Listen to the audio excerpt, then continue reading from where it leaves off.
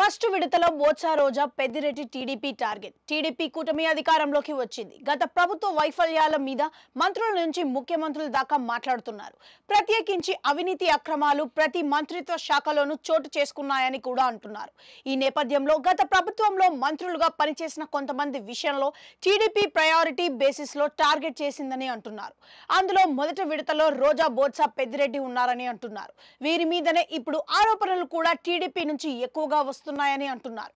ముందుగా బోత్స సత్యనారాయణను తీసుకుంటే టీచర్ల బదిలీలలో అక్రమాలకు పాల్పడ్డారు అని ఆయన మీద టీడీపీ పోలిట్ బ్యూరో మెంబర్ అయిన వర్ల రామయ్య ఏసీబీకి ఫిర్యాదు చేశారు. అంటే మెల్లగా వర్క్ స్టార్ట్ అయింది అన్నమాట. ఇప్పుడు రోజా విషయానికి వస్తే ఆమె క్రీడల శాఖ మంత్రిగా ఉంటూ ఆడుదాం ఆంధ్ర పోటీలను నిర్వహించారని, అందులో స్కామ్ పెద్ద ఎత్తున జరిగిందని అంటున్నారు. దీని మీద విచారణ జరిపిస్తారని అంటున్నారు. అలాగే ఆమె టూరిజం మినిస్టర్ గా ఉన్నారు. విశాఖలో టూరిజం భవనాలు అని చెప్పి 500 కోట్లతో రిషికొండ మీద పాలెస్ నిర్మించారు అని అంటున్నారు. ఆ పాలెస్ నిర్మాణం కోసం ఖర్చు ఎంత పెట్టారు, ఎంత దుర్వినియోగం అయింది, ఎవరికి కాంట్రాక్టు ఇచ్చారు అన్న దాని మీద విచారణ చేయాలని టీడీపీ నేతలు ఇప్పటికే డిమాండ్ చేస్తున్నారు. ఇక మరో సీనియర్ మాజీ మంత్రి పెద్దిరెడ్డి రామచంద్రారెడ్డి గనుల శాఖ మంత్రిగా పనిచేశారు.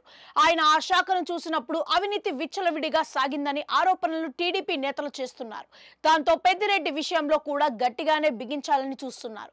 అలాగే ఎర్రచంద్రం అక్రమ రవాణా మీద కూడా టీడీపీ నేతలు ఆరోపిస్తున్నారు. దీంతో ఆ శాఖను చూసిన పెద్దిరెడ్డి మీద విమర్శలు ఎక్కువ పెడుతున్నారు.